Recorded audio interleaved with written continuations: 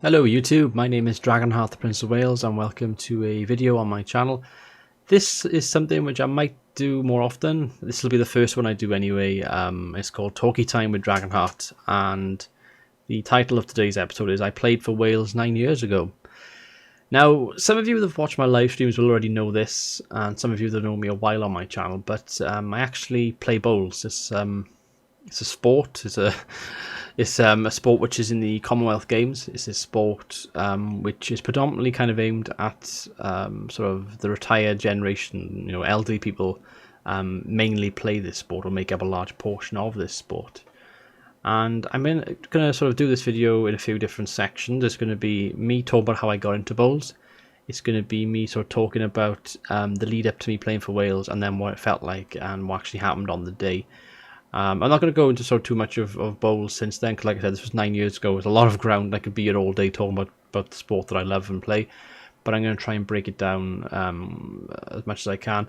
I may also put some photos into this video as well, sort of appearing on screen as sort of visual aid, which I do have on my hard drive somewhere, so I will sort of go from there. Now, I started playing bowls when I was 11 years old. It was 2003, and I remember this quite vividly because 2003, I was in my first year of high school, 2002 to 2003, and it was the July that I started playing bowls.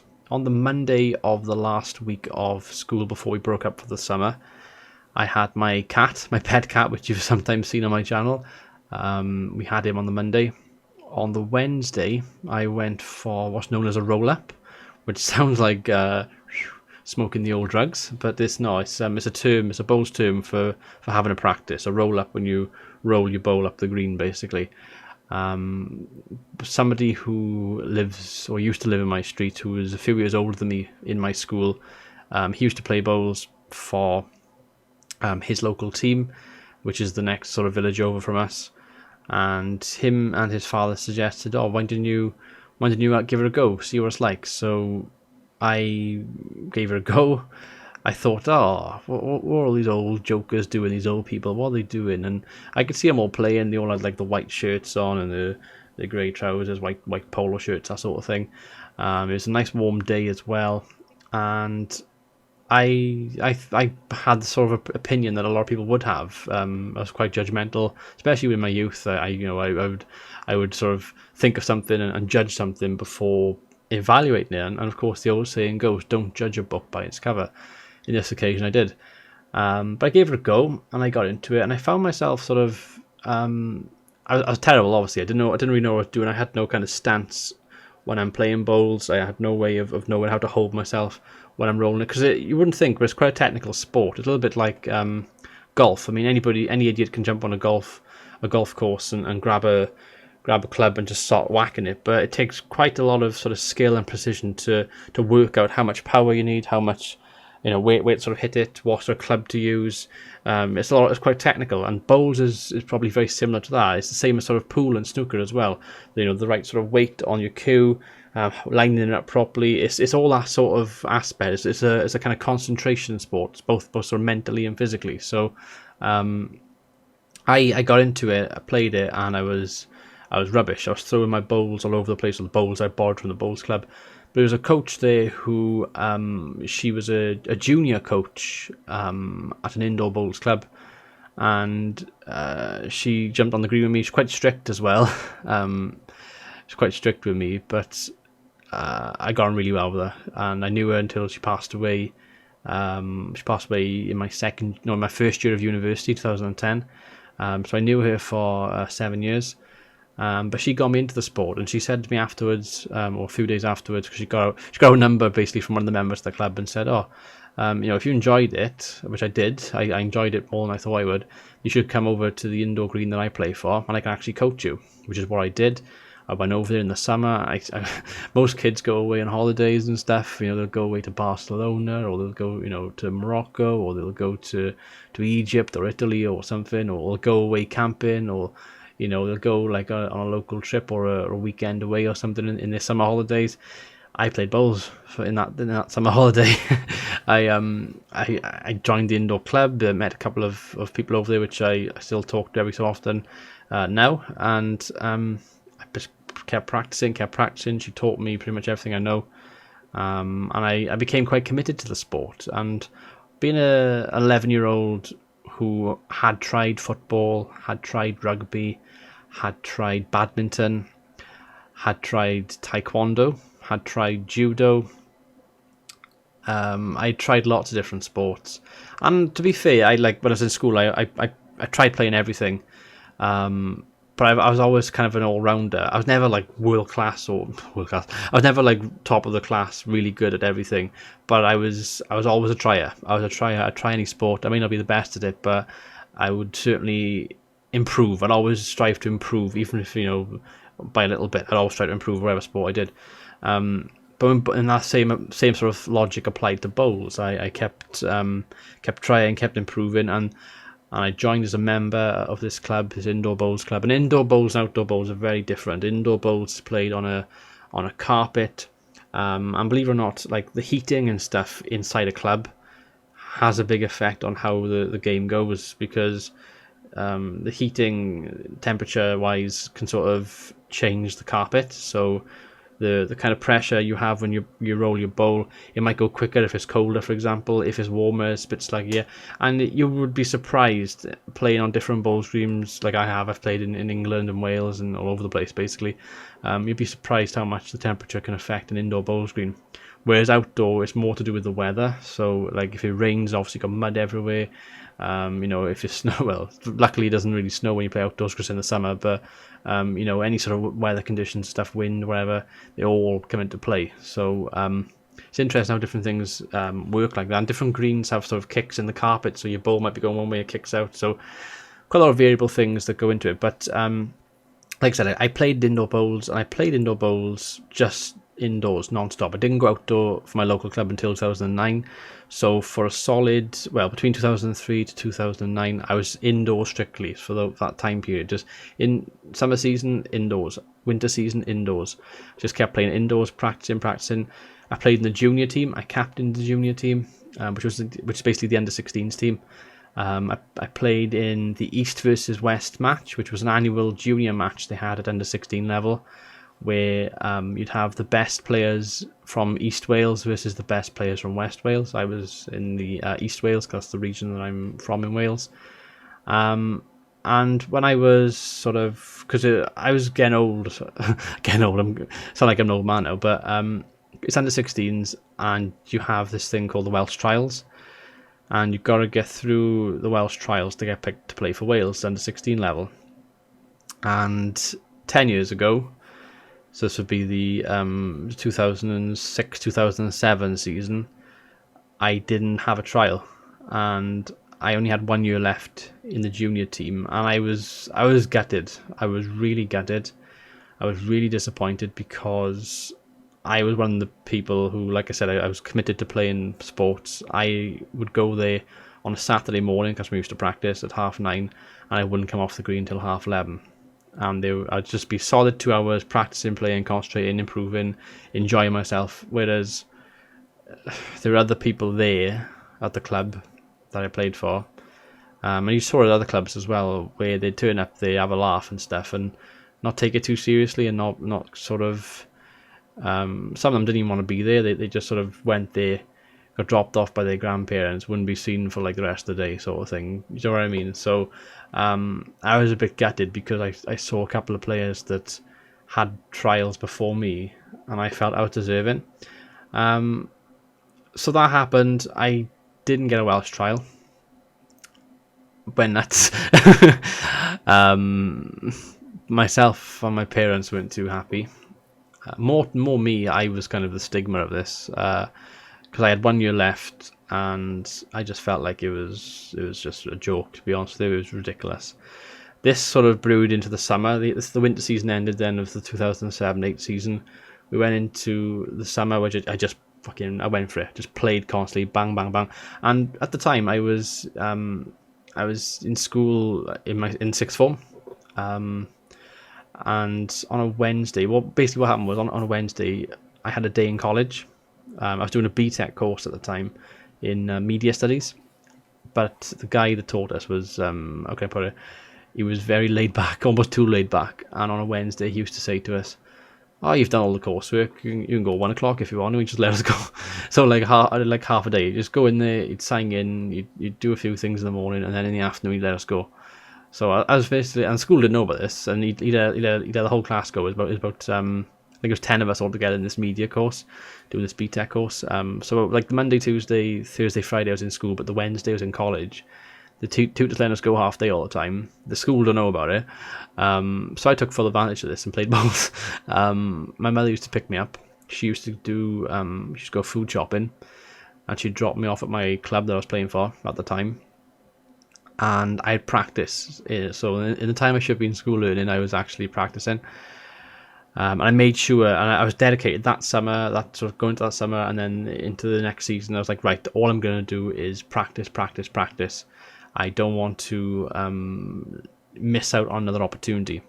So again, the season comes around again, and this is actually my final season now in junior bowls, under 16s level. Once we go past this, then I can't have a trial at that level, and the scope and the chances of getting picked for Wales diminishes a lot. It becomes a lot more competitive the higher up you go, and all I ever want to do is play for my country. So the 2007-8 season comes around. We have the East versus West, which I play in. I played really well. Played better in this one than I did in the previous East versus West. We then have the Welsh trials. So my first Welsh trial was at my club, and it was only the East section. So it was about 40 odd. It's like 42, 44. I can't remember the exact number, but it was in the region of 40 players. So junior players, male and female, boys and girls, under 16s. And this was just East Wales. West Wales did something exactly the same. They had about 40 odd people from West Wales. This was at the start of the season, so this was about September. And this was held at my local club, my indoor club in Mountain Ash. That's the club I played for at the time.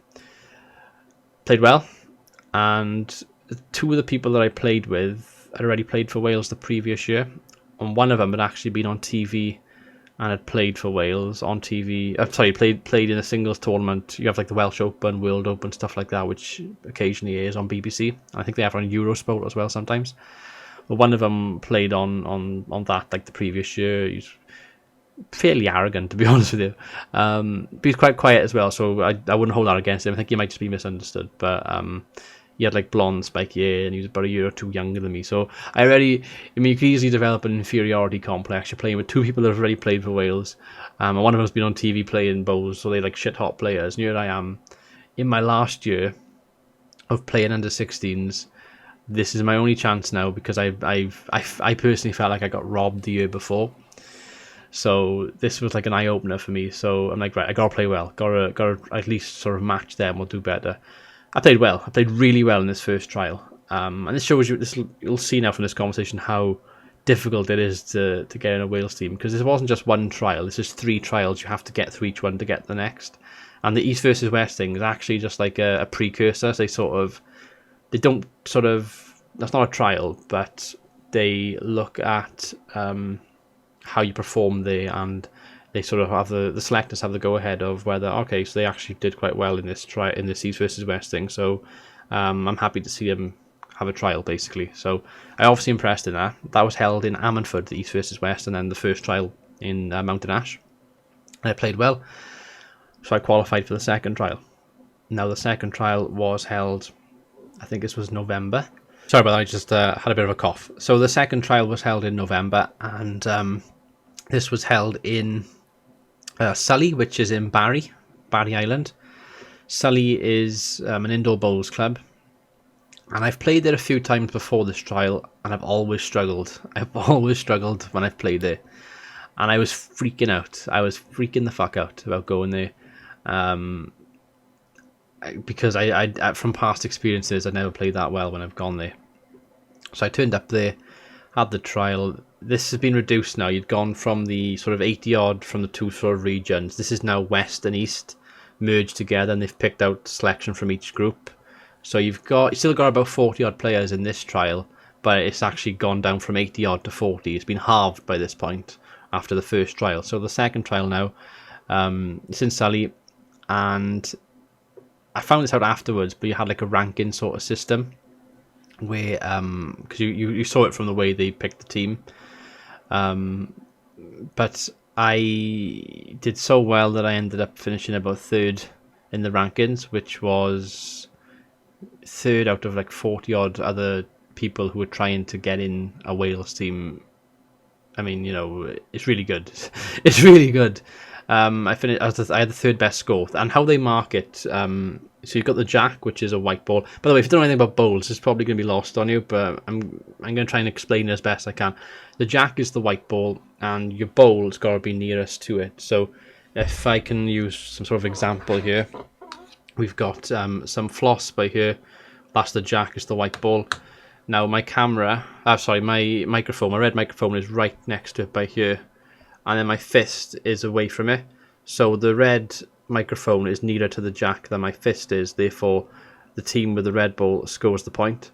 And if you hit the jack when you bowl, or if you're like within like a few inches of it, I think it's like 6 inches, you score 3 points. If you're like a foot away, 2 feet away, you get like 2 points, and then if you're like a yard behind, and you get like 1 point. And if you're not within any of that sort of radius, you don't score nothing.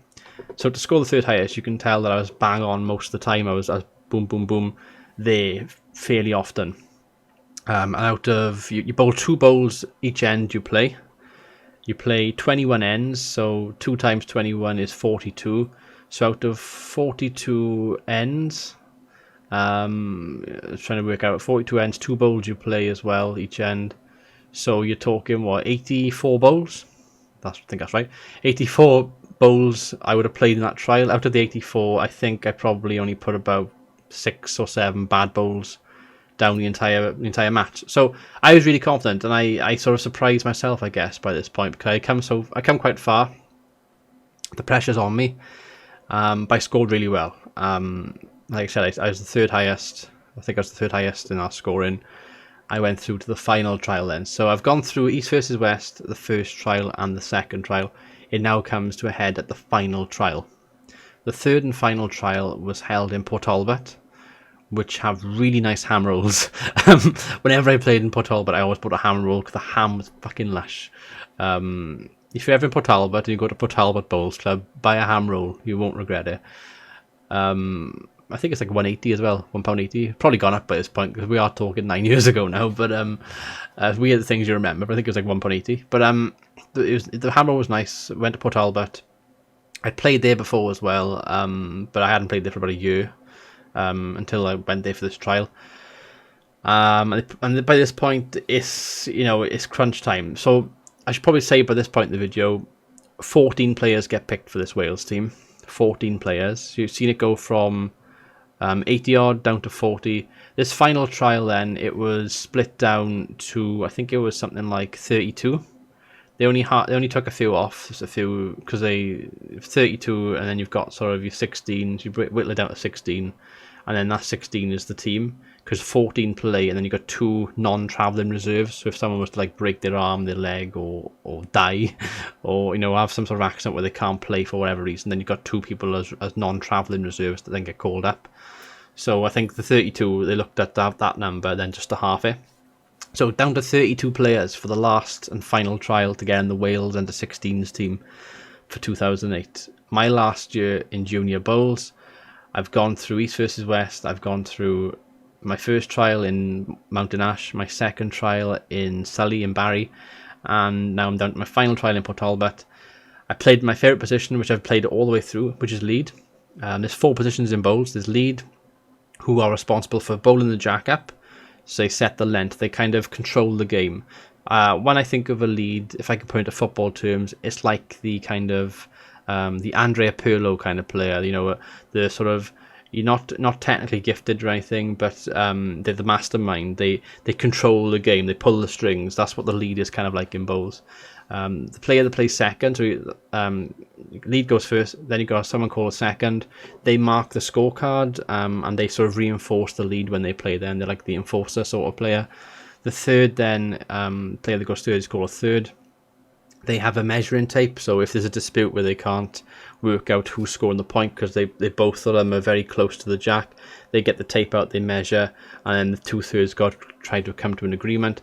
And then the final player then is the skip. The skip is basically the leader of the team. They bowl last. They try to win the game. You know, they try to save the game if you're losing. They'll fling their bowl up the green to try and smash it if they can try and, you know, knock their bowl out, that sort of thing. So they're the 4 positions, but lead was always my position. I always liked controlling games. I've always liked setting the jack length. I've always liked practicing, and that's basically what I practiced all the way through that summer, was just bowl the jack up, bowl to it, go up the other end, bowl the jack up again, bowl to it. I was doing that back and forth, up and down for hours on end. Did well in the trial, and my final ranking was 7th. I finished 7th. I was the 7th best on the day, and I got on the Wales team, which is quite funny because I had the phone call. I was actually in the bath at the time. My mother took the phone call. She called me and said, Tom, because Tom was one of the Welsh selectors, is on the phone. I literally ran downstairs with my dick hanging out. I ran downstairs, wet like a seal, towel literally falling off me with my cock hanging out. I'm like, hello? And then they said, oh, you just like, you know, you've been successful in getting the Wales team. I was like, oh my god, my cock's flopping about. I'm like, oh my god. So I was so thrilled to get in the Wales team. It was a lot of hard work, as you can probably tell from everything I've mentioned in this video, but I was so happy to have done it. You know, it was a big achievement for me at the time, and it was everything. I built up my mind so much as well, and I because of the year I had previously where I felt robbed. And that's not me being arrogant, because if I'd had a trial and not done well, I would have held my hands up and said I didn't do well, didn't deserve it. But I felt I was deserving of a trial which I didn't get. So all my eggs were in one basket into that last year, and I made the most of it. So I had a good trial, like I said, in Port Talbot. They picked the team, they gave me the phone call, and 14 of us got in. Now, that reference I made earlier in the video where I said the 2 guys that were in that first trial had played for Wales previously, one of them was a bit sort of cocky, had spiky hair and stuff. Yeah, the 2 of them didn't get in. And what made it even sweeter was that one of them with the spiky hair, his mother had sort of talked to my mother throughout these trials. And after that 3rd trial in Port Talbot, as they were saying goodbye to each other when we went to our cars, the mother said to my mother, oh, maybe we'll see you again, as if her son was already going to be in the team. And maybe I wasn't going to be in the team, but as things panned out, I was in the team and he wasn't. So it was quite sweet. I had a bit of a chuckle over that one. We had a good laugh over that one, because the arrogance kind of, you know, got sucked out of him basically. So then, yeah, you're probably wondering, the Wales team, what was the game? What was it all about? Well, it was actually, I'm going to get this up on my monitor by here now, just so I got the right dates, because I've kind of started doing this without getting the right dates. I just want to make sure I get this correct for the video, because, you know, it's like, I should have done this at the start, but I'm an idiot, so I didn't decide to do that. Basically, it was an international test series against Scotland. Scotland under-16s versus Wales under-16s. It's boys and girls. It was held at my bowls club, which is Cannon Valley Bowls Club in Mountain Ash. I don't play that anymore. That'll be a video for another time when we do like a part 2, if you guys want me to do a part 2. But basically, the team was selected. We stayed at a Premier Inn in Aberdeen, which is weird. Literally because I kind of felt like I'm not too far from home. Like, I could just go home from here, but obviously you got to be part of a team, and it's kind of weird. It's in your backyard. And basically how the test series work is you have 1 year in Wales, then you go to Scotland the next. And they always played Scotland, which I was a bit disappointed with. They never seem to play England or Ireland. I don't know if they do now, because we're obviously many years away from that now. I don't even know if the junior teams exist anymore because of lack of players. I'm not quite sure what the situation is, because I don't play indoor bowls now either. I only play outdoor bowls for my local team, which I've basically, to sidetrack slightly, I was playing indoors and outdoors for a good few years, and then when I got to my last year of university, which was 2012 to 2013, I decided to take a break from indoor bowls to concentrate more time on my studies, which is a smart thing to do. And I haven't come back to indoor since, because I've had a lot more time away from it now, and I just concentrate on the outdoor bowls in the summer. Okay, so I got the dates by here anyway. So it was Friday the 28th of March 2008 Saturday the 29th, and then Sunday the 30th. So we had a team get together on Friday the 28th. We had a team practice session where all the Scottish players were one side of the bowl screen and all the Welsh players were the other side. All the coaches and stuff met up. We just practiced in our teams, and went back to the hotel afterwards and had some food. On the Saturday then, it was test 1 and test 2. So because of the amount of players each team had, we had 14. 6 players only played in 2 of the tests. I was one of them. I didn't play in test 2, but I played in the first test and I played in the third test. Every test that you win accumulates 2 points. So basically what happened was test 1, I played in a doubles match, myself and the player I played with, his name was Tom as well. He was from Llanelli, so you had a West Walian and East Walian teaming up against a Scottish pair. We actually lost, unfortunately. We lost narrowly. It was 16-12. And I played alright. I didn't play as well as I could have. There's room to improve from both of us, to be fair. And the Scottish players, I think, just about edged it, and it probably was the right score. So Scotland had the first 2 points there. But then there was 2 other Scottish players that played like singles, triples and stuff. They both won, so they had 2 points each. But then there's 3 other Welsh players that all won and had 2 each. So after the first test, it was 6 points each, basically, neck and neck. So going to the second test, I didn't play, so I sat out then the afternoon match and just watched the other players play. At the end of the second test and at the end of the Saturday, it was 12-all. Nothing to pick between them. 50-50. Half the Wales team had sort of won theirs, half the Scottish had won theirs. So everything to play for then in the final game, which was on the Sunday. It's on the Sunday midday starting time. So it was a surreal moment. We walked out to then on the Sunday with the national anthems of Scotland and Wales. My parents were there watching. We had a big crowd sort of around the sides of the bowl screen watching. It was really good stuff. I played triples, so it was myself. It was a girl called Aisha, who was from the Rhondda, and then the Wales captain was my skip then, Mike. He played for a West Walian club called Bromithrin, which are based in Carmarthenshire, and he was also a Welsh speaker, so he could speak English and Welsh. He actually did a speech at the start of this in Welsh. Sorry about that, guys. I had a bit of a cough then, so unfortunately I had to make a quick edit of the video. But basically, yeah, so that was my team. It was Aisha from the Rhondda and Mike, who was the Wales captain from Carmarthenshire. We played in the triples then in the final test against a Scottish triple, and we actually won. We won 18-12, and I played really well. I played such a great game that on one of the ends, I had 3 bowls, because in triples you play 3 bowls each, so you played 9 bowls against each other.